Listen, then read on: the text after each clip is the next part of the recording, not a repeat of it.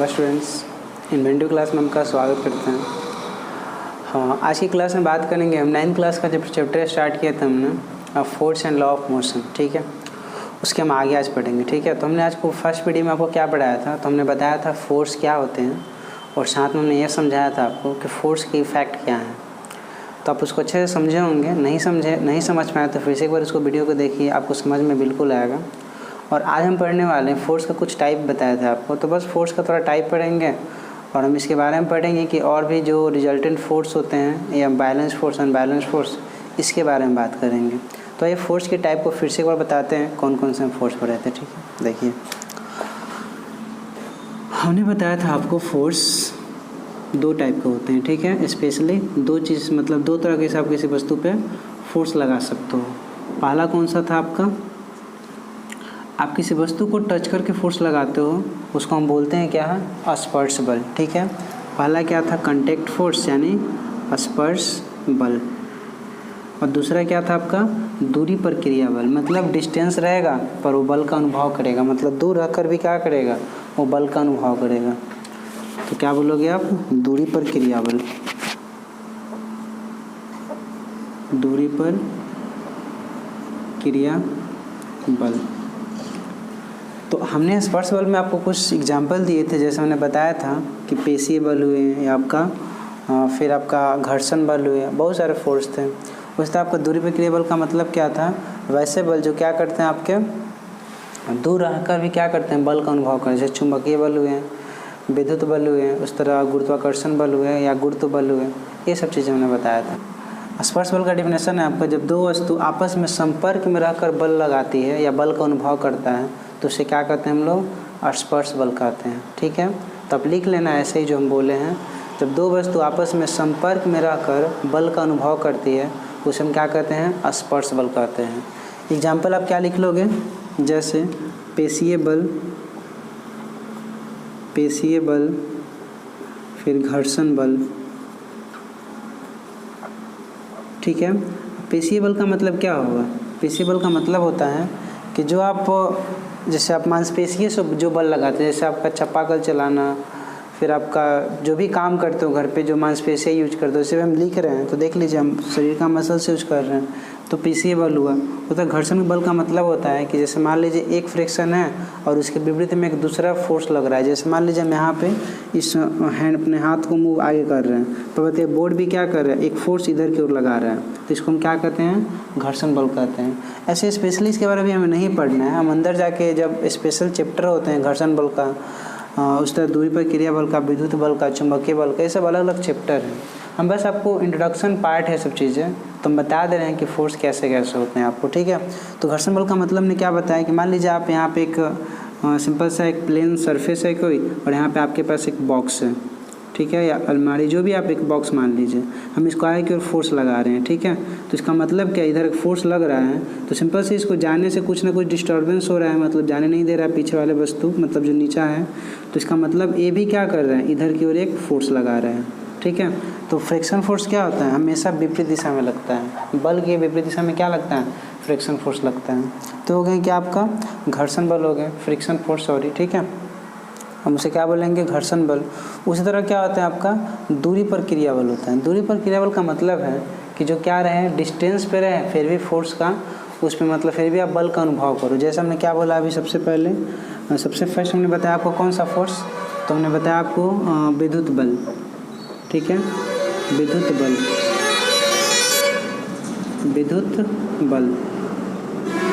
ठीक है। विद्युत बल का मतलब क्या होता है कि सिंपल सा मतलब है इसका, जिसमें क्या होगा, आपका आवेश के बीच में जो बल लगेगा, ठीक है, उसको क्या बोलेंगे हम, विद्युत बल कहेंगे। इसके बारे में भी आपको चैप्टर मिलेगा 10th क्लास में पढ़ने के लिए, आगे जाके 10th क्लास में पढ़ने इस चैप्टर के बारे में, आगे 11th 12th में मिलेगा, 12th में मिलेगा पढ़ने के लिए।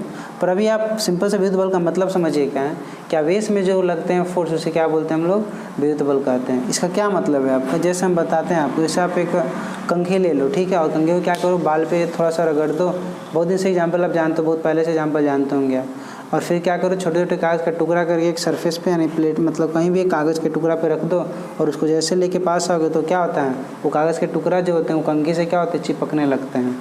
या पेन से भी एग्जाम्पल को कर सकते हो, बाल में रगड़ लो थोड़ा सा, तो रगड़ने से क्या होता है, आवेश उत्पन्न होता है। ठीक है, इसका मतलब सिंपल सा है कि वस्तु जैसे आप हाथ ही रगड़ यहाँ पे तो गर्म हो जाता है, कहीं ना कहीं चार्ज जनरेट हो रहा है। तो ऐसे इसके बारे में आपको पढ़ना है, पर यहाँ पर बस हमने सिंपल बताया कि विद्युत आवेश का मतलब आवेश विद्युत बल का क्या मीनिंग होता है। ठीक है, उस तरह आपका सेकंड कौन है, आपका चुंबकीय बल। तो देखिए चुंबकीय बल क्या होता है, तो चुंबकीय बल का मतलब होता है देखिए उसी तरह होता है एक चुंबकीय बल, जिसमें क्या होता है, तो चुंबक के ध्रुव के बीच क्या होता है, अट्रैक्शन होता है, कोई वस्तु को अपनी ओर खींचता है। जैसे यहाँ पे लोहा की वस्तु को आप ले जाएं तो क्या होगा, वस्तु को अपनी ओर आकर्षित कर लेगा, खींच लेगा, आप देख सकते हो यहाँ पे। पर यहाँ पे चुंबक जो होते हैं दोनों मतलब चारों ओर तो चिपकते हैं कोई ऑब्जेक्ट, पर ध्रुव पे क्या होता है, सबसे ज़्यादा चिपकता है। तो मतलब ध्रुव पे क्या हुआ, आकर्षण बल ज़्यादा आपको दिखाता है। उसी तरह अगर हम देखें यहाँ पे, अगर दो चुंबक हम ले लें, जैसे यहाँ पे एक चुंबक ले लिए, इसे इसको नॉर्थ पोल, इसको साउथ पोल कहते हैं, याद रखिएगा, ध्रुव बोलते हैं। ये नॉर्थ पोल हो गया, इधर साउथ पोल हो गया। दूसरा चुंबक लिए यहाँ पे और इसको लिख लिए हम लोग नॉर्थ पोल, यहाँ पे साउथ पोल। तो यहाँ पे होता क्या है कि अगर ये पोल असमान है तो दोनों क्या होगा, चिपक जाएंगे। मान लीजिए आपका नॉर्थ पोल यहाँ पे है, यहाँ पे साउथ पोल है, तो चिपक जाएंगे। पर इसी को आप अपोजिट कर दोगे, मतलब यहाँ पे पलट दोगे, तो यहाँ पे देखिए क्या होगा, एक दूसरे को क्या करेगा, चिपका लेगा, मतलब खींच लेगा अपनी ओर। पर जब सेम पोल को आप रखेंगे, जैसे यहाँ पे अगर आप नॉर्थ पोल रखे हैं और यहाँ भी आपने क्या कर लिया, नॉर्थ पोल लगाया, तो दोनों वस्तु क्या करेंगे, रिपल्सन करेंगे, रिपेल ईच अदर। ठीक है, यहाँ पे क्या करेंगे, अट्रैक्ट ईच अदर। ठीक है, तो यहाँ पे सेंस सिंपल से क्या है आपका चुंबकीय बल हो गया। उसी तरह होता है क्या, एक गुरुत्व बल होता है। गुरुत्व बल का सिंपल सा मीनिंग है कि पृथ्वी जिस बल से किसी वस्तु को अपनी ओर खींचती है उसे हम क्या कहते हैं, गुरुत्व बल कहते हैं। इतना आपके फोर्स हैं, सिंपली आपको हमने बताया। इस सब के बारे में आपको स्पेशली पढ़ने के लिए मिलेगा। हमने बस थोड़ा सा आपको इसमें क्या आइडिया दे दिया है कि सब कैसे कैसे। अब देखिए एक फोर्स होता है आपका रिजल्टेंट फोर्स होता है। कौन सा force, resultant force. Resultant force का मीनिंग होता है कि जब बहुत सारे फोर्स को एक बार में लगाते हो किसी ऑब्जेक्ट पे, तो उससे जो एक फोर्स जनरेट होता है उसे हम क्या बोलते हैं, रिजल्टेंट फोर्स बोलते हैं। तो चलिए डिफिनेशन आपको बता। तो देखिए हमने आपको रिजल्टेंट फोर्स का डिफिनेशन बताया कि आप एक ऑब्जेक्ट पे, ठीक है, बहुत सारे फोर्स जो लगाते हो उससे जो आपका एक नया फोर्स निकलता है उसे क्या बोलते हैं आप, रिजल्टेंट फोर्स बोलते हो। सिंपल इसका मीनिंग यही है। देखिए डिफिनेशन लिखा हुआ है यहाँ पर कि किसी वस्तु पर लगने वाला वह अकेला बल जो उस वस्तु के अनेक बल जो आप लगा रहे हैं उस पर समान प्रभाव दिखाता है, सबका जोड़ के जो फोर्स आता है उसे क्या बोलेंगे हम, रिजल्टेंट फोर्स बोलेंगे। जैसे एग्जाम्पल देखिए आपको दिख रहा है। मान लीजिए मेरे पास एक सिंपली एक बॉल है यहाँ पे, ठीक है। अब हम यहाँ पे क्या दिखाते हैं आपको, मान लीजिए मैं यहाँ से एक फोर्स लगा रही, इधर F1 है, उधर F2 एक फोर्स लगा रहे हैं, इधर उधर F3 एक फोर्स लगा रहे हैं, ठीक है। तो तीनों फोर्स देखिए आगे लग रहा है, तो इसका मतलब क्या हुआ कि इधर एक फोर्स निकलने वाला है, ठीक है। और इसी फोर्स को हम क्या कहते हैं, रिजल्टेंट फोर्स या नेट फोर्स बोलते हैं। क्या बोलते हैं इसको हम लोग, रिजल्टेंट फोर्स, रिजल्टेंट फोर्स। इतना इसका मतलब है, या तो आप नेट फोर्स बोल लो, ठीक है। इसको क्या बोलते हैं हम लोग, रिजल्टेंट फोर्स बोलते हैं। यही इसका मतलब होता है कि मतलब आप देखिए तीन फोर्स लगा रहे हैं और इससे क्या निकल रहा है, एक फोर्स निकल रहा है, ठीक है। उसको क्या बोलेंगे आप, रिजल्टेंट फोर्स। तो मतलब क्या हुआ, परिणामी बल का मतलब है F1 plus F2 plus F3 से क्या निकलता है आपका, F नेट, मतलब फोर्स नेट या रिजल्टेंट फोर्स। ये इसका मतलब हुआ। नेट फोर्स कितना हुआ आपका, तीनों को जोड़ कर जो फोर्स निकलेगा उसको क्या कहेंगे आप, रिजल्टेंट फोर्स कहेंगे। इसी के सिलसिले में दो और फोर्स होते हैं, एक होते हैं बैलेंस फोर्स और दूसरे होते हैं क्या आपका, अनबैलेंस फोर्स, ठीक है। तो देखिए पहले बैलेंस फोर्स क्या है आपका, फर्स्ट क्या आपका balanced force. Balanced force Hindi में बोलते हैं इसको संतुलित बल, संतुलित बल। तो देखिए डिफिनेशन भी वही है, जैसे यहाँ पे क्या बोले, बैलेंस फोर्स मतलब है कि आप किसी वस्तु पे अनेक फोर्स लगाएं, ठीक है, पर उसका रिजल्टेंट फोर्स क्या हो जाए, जीरो हो जाए। मतलब फोर्स लगाएं पर उसका रिजल्ट कुछ ना मिले, उसको क्या बोलेंगे हम सिंपली क्या बोलें, उसको बैलेंस फोर्स बोल। तो देखिए संतुलित बल का डिफिनेशन हम बोल रहे हैं, आप लिख सकते हो, सिंपली सुन लो क्या है। देखिए जब किसी एक वस्तु पे अनेक बल इस प्रकार क्रियाशील हो कि उसका परिणामी बल कितना हो जाए, शून्य हो जाए, ठीक है। मतलब यहाँ पे अगर परिणामी बल आप निकालने जा रहे हैं तो यहाँ पे कितना मिलेगा आपको, शून्य मिलेगा। मतलब आपके पास एक ऑब्जेक्ट है और आपने क्या किया, इसको बहुत देर से धक्का दिया पर इसमें कोई चेंजिंग नहीं आया। मतलब यहाँ पे देखिए सिंपली थोड़ा बड़ा बना के दिखाते हैं। मान लीजिए यहाँ पे एक ऑब्जेक्ट है, इतना बड़ा, या एक दीवाली मान लो सिंपली, और यहाँ पे क्या किया, दो लोग हैं, यहाँ पे एक फोर्स लगाने लगे इधर से इधर से, F1 फोर्स लगा रहा है, F2 फोर्स लगा रहा है, ठीक है। और ये वस्तु में क्या हुआ, तो कोई चेंजिंग नहीं हुआ, ठीक है, मतलब आगे नहीं बढ़ा।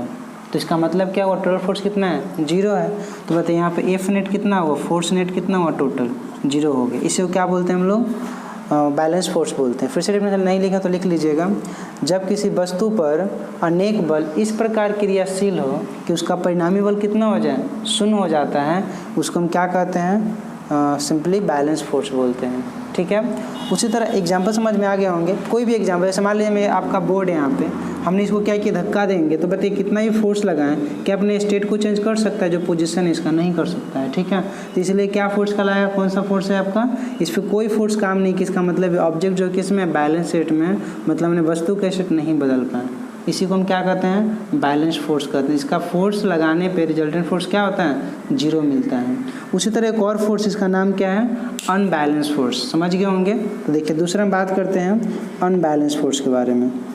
अनबैलेंस फोर्स क्या है, अनबैलेंस हिंदी होता है सिंपली असंतुलित बल। तो ये क्या होता है आपका, अगर इसमें आप फोर्स लगा रहे हो किसी ऑब्जेक्ट पे, अनेक बल का अगर फोर्स लगाओगे, बहुत सारे बल, तो वहाँ पे क्या होंगे आपका, उसका रिजल्टेंट फोर्स क्या होगा, 0 नहीं होगा, मतलब उनको अनबैलेंस वो कर देगा, उस ऑब्जेक्ट को क्या करेगा, अनबैलेंस कर देगा। तो इसका मतलब क्या हुआ, वो अनबैलेंस फोर्स कहलाएगा। पहले इसका डिफिनेशन है आपका कि जब किसी वस्तु पर अनेक बल इस प्रकार क्रियाशील हो कि उसका क्या हो, रिजल्टेंट फोर्स 0 नहीं होता है, ठीक है, मतलब उसका कुछ ना कुछ परिणामी बल मिल जाएगा आपको, उसे हम क्या बोलेंगे, अनबैलेंस फोर्स बोलेंगे, ठीक है। जैसे देखिए यहाँ पे, अगर मान लीजिए आपके पास कोई ऑब्जेक्ट है,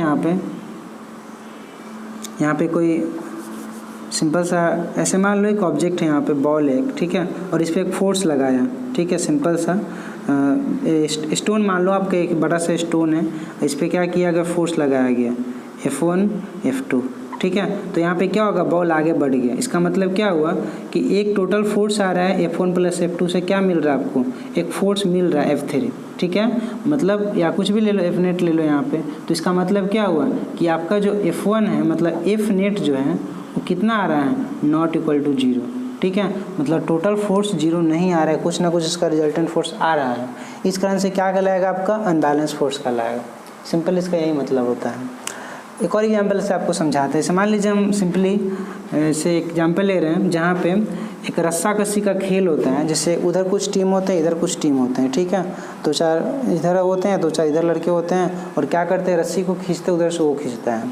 मान लीजिए यहाँ पे हमने एक सिंपल सा रस्सी लिया, और यहाँ पे अपना 2-3 दोस्त है आपका, इधर आगे पीछे हम बना सकते हैं, मतलब आप समझो क्या कि 3D, मतलब आप समझो क्या कि क्या लाइन में है ऐसे, और उस रस्सी को क्या कर रहे हैं, ये भी अपना इस रस्सी को खींच रहा है, मतलब इस तरह से रस्सी है, और ये भी खींच रहा है, मतलब ये भी, मतलब ये जो लड़का है ये भी खींच रहा है और ये भी खींच रहा है। इधर से भी कितने हैं आपका, वही है, और इधर से 3 लोग मान लेते हैं हम यहाँ पे, ठीक है, कितने लोग हैं आपका, 3 लोग हैं, ठीक है, इसका भी पेट है, ठीक है, उस तरह यहाँ भी एक, ठीक है, और क्या कर रहा है, तीनों अपनी ओर खींच रहा है।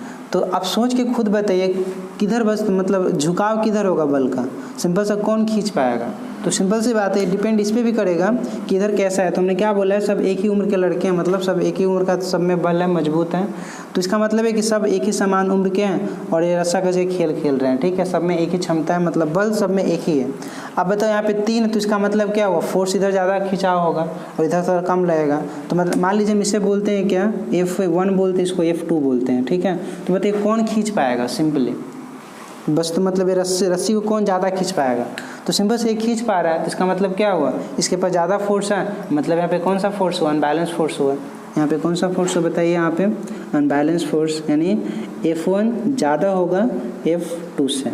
पर यही हम एग्जांपल क्या लेते हैं, यहाँ भी 2 ही रखते लड़का और यहाँ भी 2 रखते हैं, और दोनों में एक ही क्षमता, दोनों में एक ही बल होता है। तो बताइए यहाँ पे ना वो खींच पाता ना एक खींच पाता, तो इसका मतलब कौन सा फोर्स होता है, वहाँ पे बैलेंस फोर्स हो जाता है, ठीक है, बैलेंस फोर्स होता है।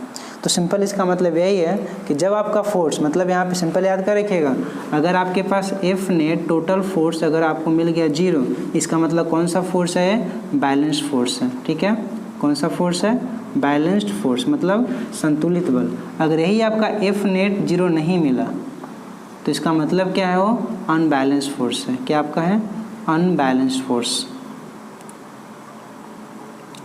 ठीक है, इतना ही आप याद रखिएगा। समझ गए होंगे? तो फिर इसको अच्छे से नोट कर लो और इसको आप अच्छे से पढ़ो, याद रखो, थोड़ा सा काम आएंगे सब चीज़ें।